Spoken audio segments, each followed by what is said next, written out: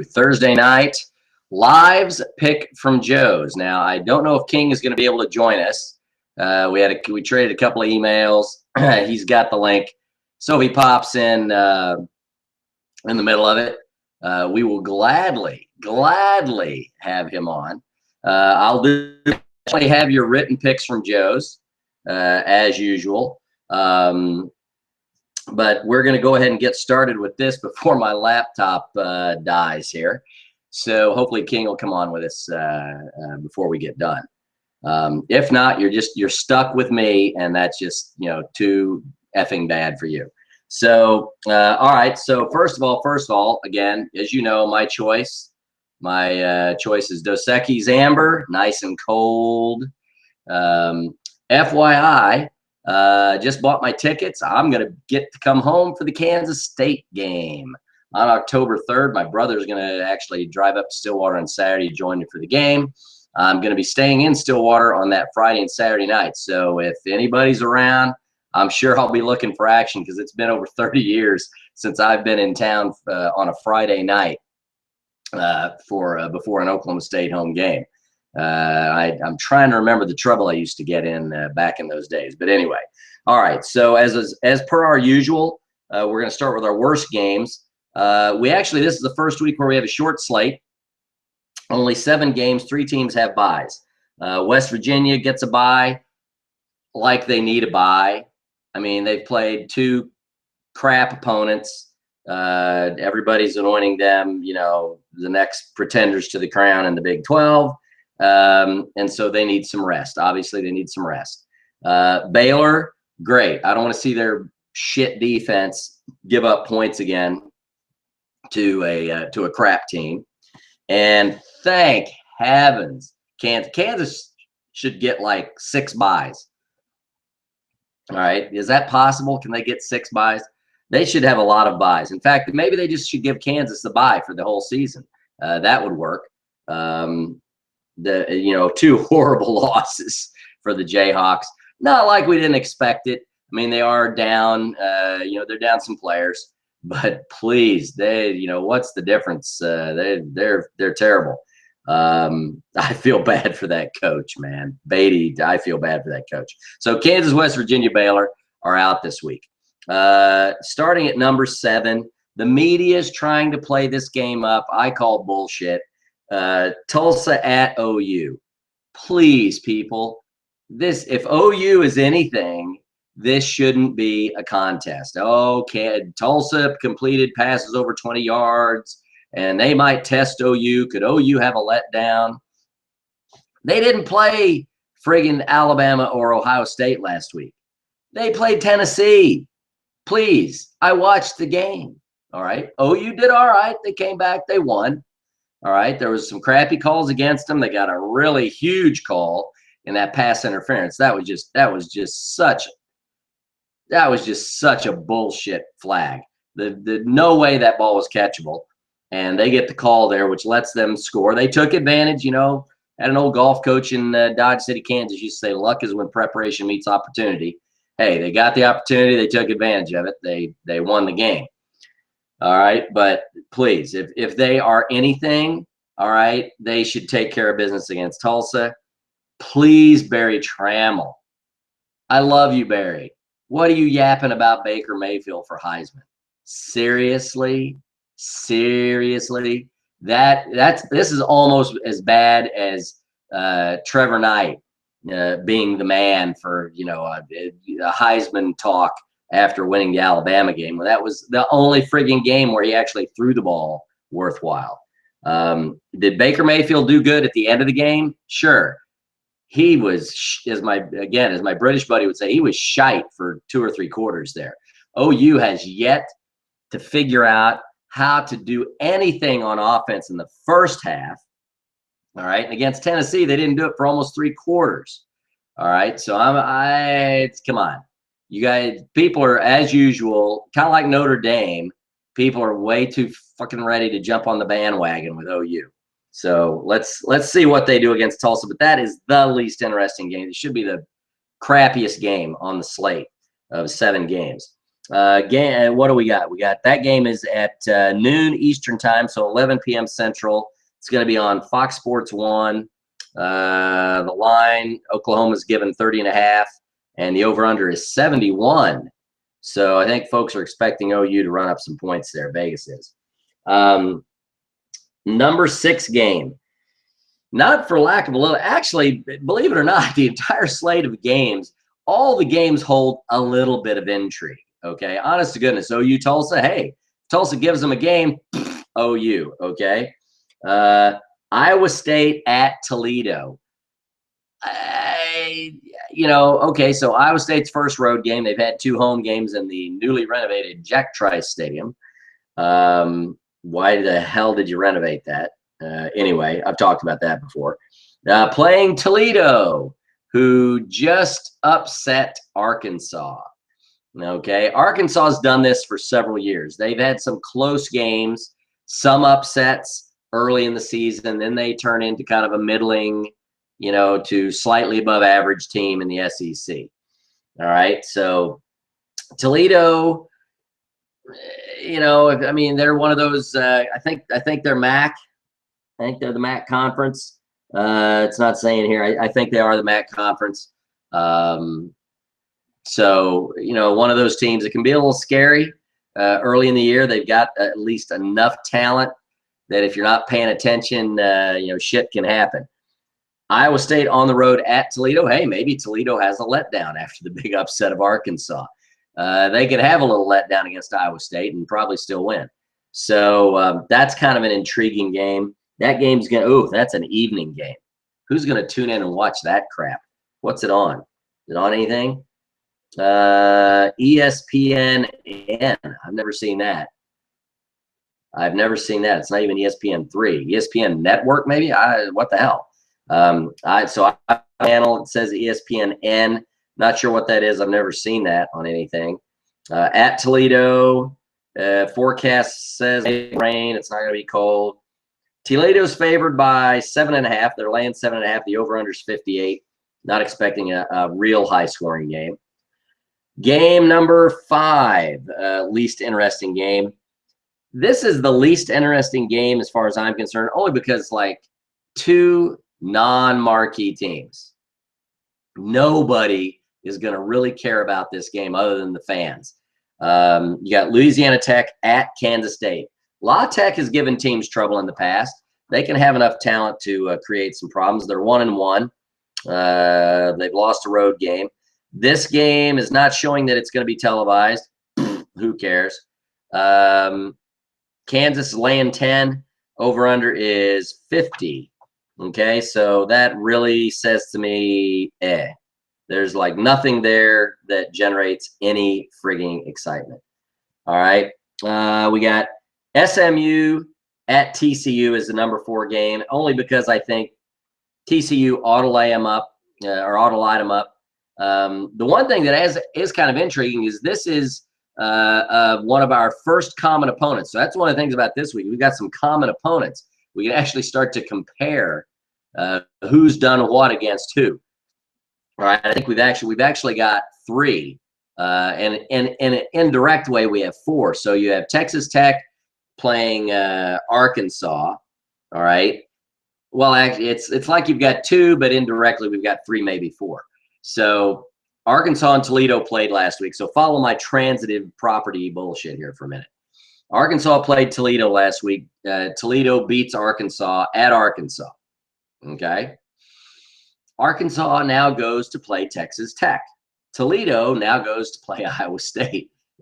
So if Arkansas beats Texas, and we'll talk about that, if Arkansas beats Texas Tech, all right, and Iowa State beats Toledo, then that should mean that Iowa State is better than Texas Tech. All right. So anyway, TCU SMU's played Baylor. And if you remember, first half of that game, Baylor had their hands full. That was, like I referred to last week, that was kind of like 69 pornography, because they were just going up and down the field on each other in the first half. And so it'll be interesting to see what TCU does, especially defensively, against SMU relative to what Baylor did. Of course, also Baylor was the guinea pig, so TCU's probably watched a little film. Okay, SMU did win. I don't know who they beat last week, but they did win at home. So TCU, it's a 8 o'clock game, same time as the Iowa State game, 8 o'clock Eastern. All right, so 7 o'clock Central. That game is going to be on Fox Sports Network. So you want to look at the Fox Sports Network stuff and see what kind of oddball fucking channel that's going to be on. Up here, that probably means it's going to be on like MSG or something up here in Connecticut. So anyway, so that's number 4 game. TCU's laying 37.5. The over-under is 66, so people are expecting TCU to run up the score on them.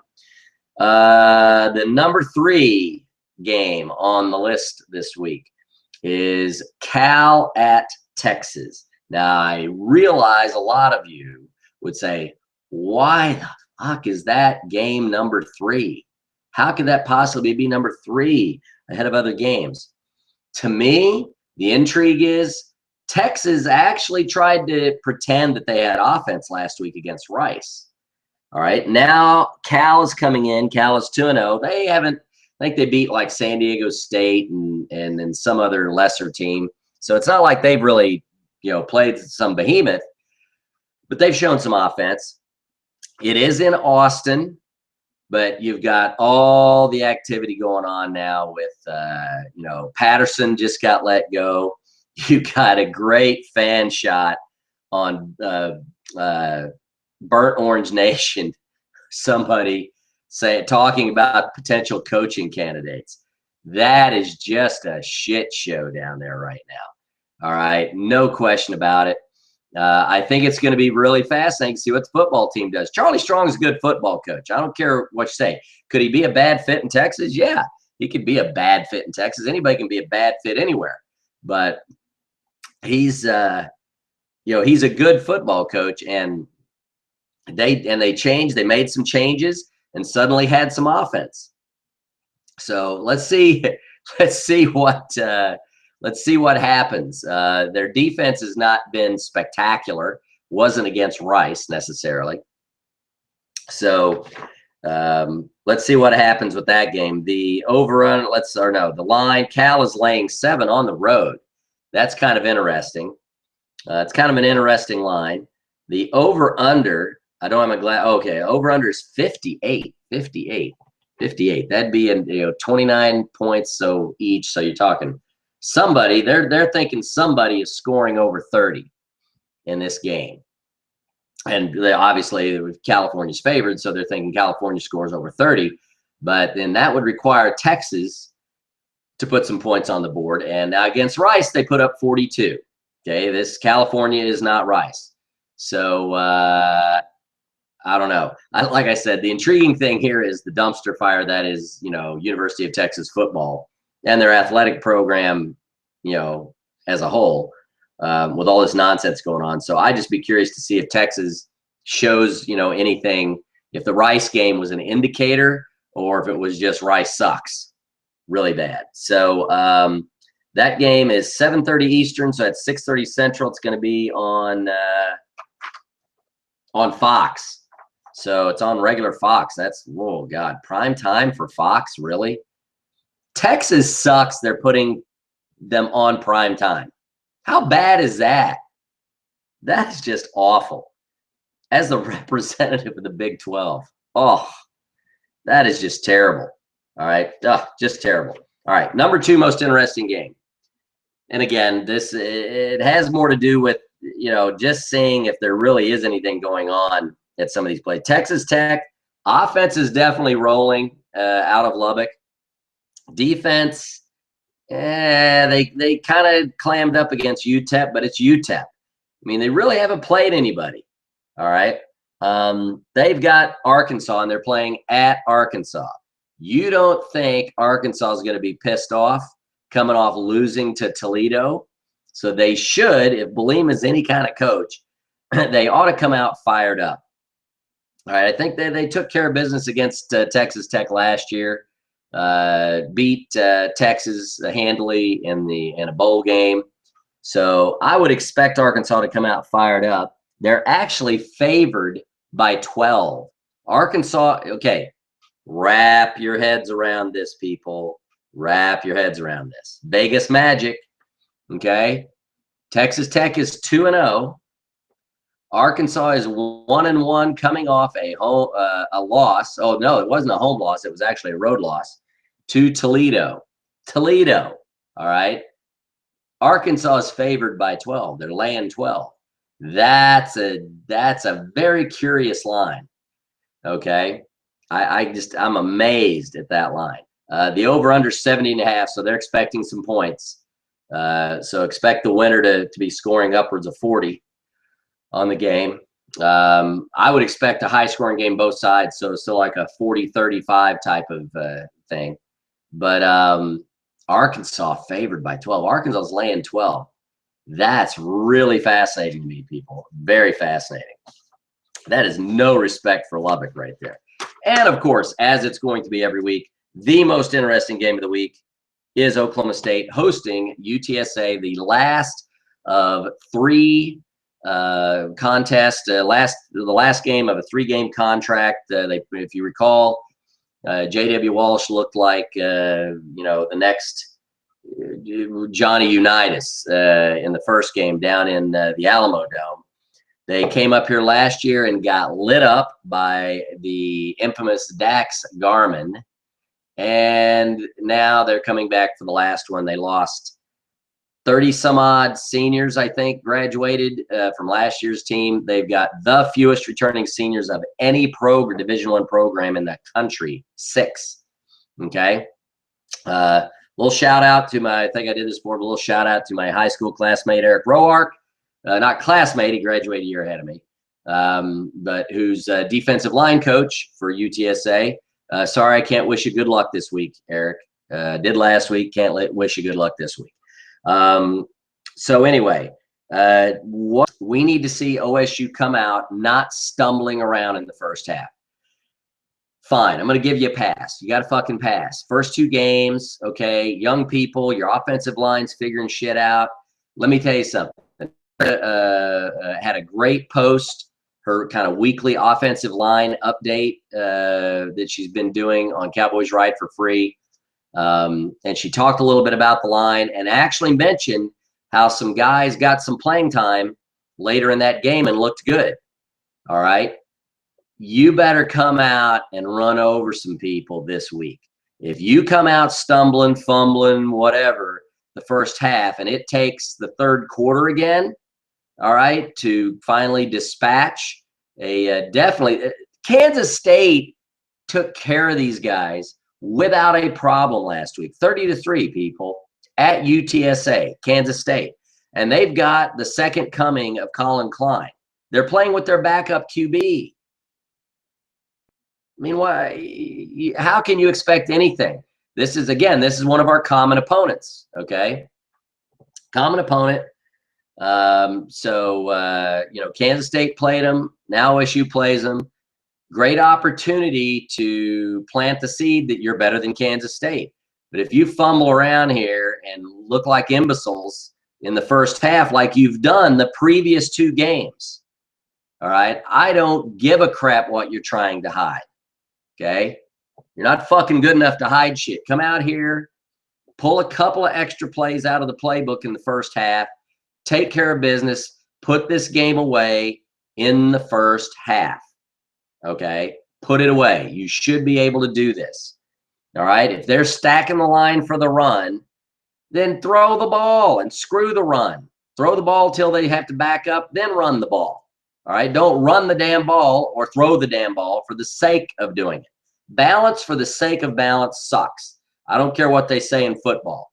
Balance for the sake of balance sucks. Because if you can't run, all right, if they're stacking the box, then pass it all damn day. Fine, you're going to give me the pass? I'll just flood your secondary with receivers, and we're going to pass the ball and drive you nuts.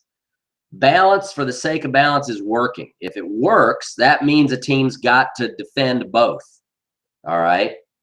If you're just doing it for the sake of doing it, then that's just a waste. That's bullshit. All right, that's no kind of a thing. Now, as you know, last week I got down here and I didn't have a backup. I got a backup this time, and I brought the special bottle opener. Let's see if you can hear this.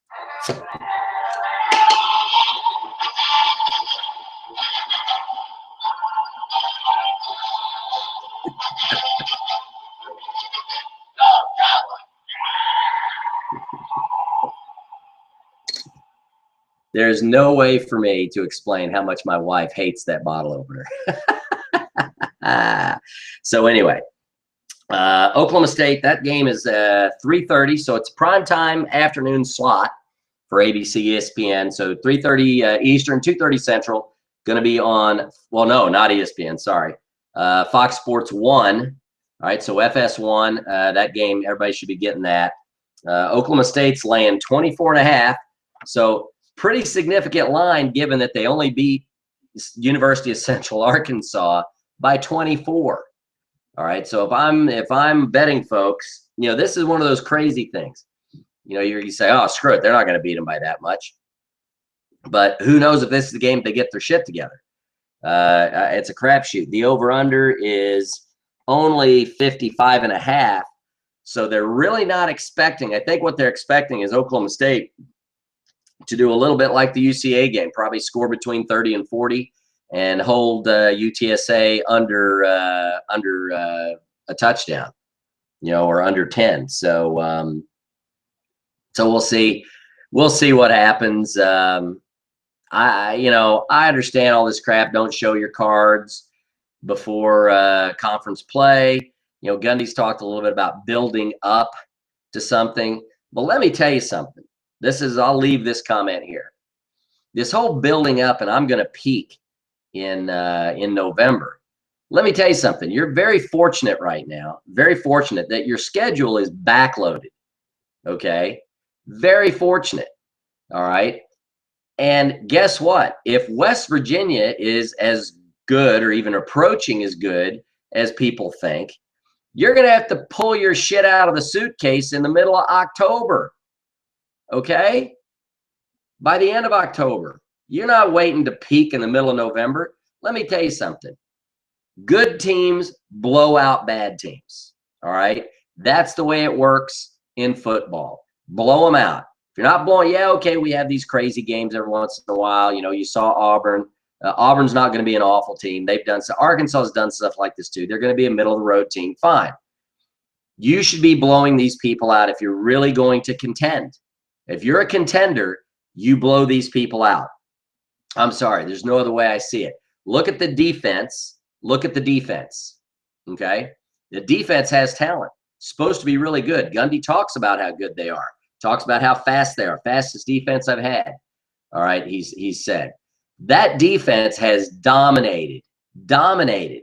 Okay? Are you running vanilla schemes like the offense? Is that your excuse? Well, vanilla, they're still dominating. Okay? On the offensive side of the ball, obviously they don't have a player the equivalent of Emmanuel Ogbah on the offensive side of the ball. They may not even have a player the equivalent of Jimmy Bean on the offensive side of the ball, or Kevin Peterson. All right? You should still have blown somebody out. Blown them out. Okay? UCA wasn't a blowout. It was 10-0 at half. Okay? Blowing people out means it's 30-0 at the half. Okay? That's what blowing people out is. And people are doing it if they're like you and they're protecting their playbook a little bit, they're still blowing people out. All right? If you have more talent, blow them out. OSU's been fumbling around. Okay? Fumbling, stumbling, bumbling, whatever. You've been fumbling around a little bit. I don't care about the playbook. You haven't been sharp. All right? Maybe you say that's all on the offensive line. That's possible. But there have been drops. The receivers have had drops that we're not used to. Okay? Rudolph has had a couple of, slow starts, so to speak. And the offensive line has not blocked. And the Cowboy backs have not blocked well. All right? And guys, we love you. You are Oklahoma State Cowboys. We want you to succeed in the worst way. But we're fans. So guess what? We have fans with a voice just like this. Anybody can do it. And we're going to be critical. All right? So I heard some stuff out there about how maybe Atkins wasn't happy with the media being so hard on him. Guess what? That's the reality. You better put on some thick skin and go out there. If you've got some negative energy going, well, guess what? Channel it into good things. Channel it into positive action. That's great. Champions do that. All right. So there you go. There's my advice for the football team, or the offensive line specifically. So that's it for the week. Only 7 games, like I said. Some afternoon stuff. K-State's on in the afternoon, but they're not on TV. And a lot of night games. Texas Tech, 7 o'clock Eastern. California, Texas, 7:30 Eastern. And then you got SMU, TCU, and you got Iowa State, Toledo at 8 p.m. Eastern time. The other games, OU again leads it off at noon, and then you've got OSU has the 3:30 Eastern slot. All right, so sorry King couldn't join us. Hopefully he'll have his written spiel for the post on Friday. Anyway, good luck, everybody. Enjoy the games, and have a great Saturday.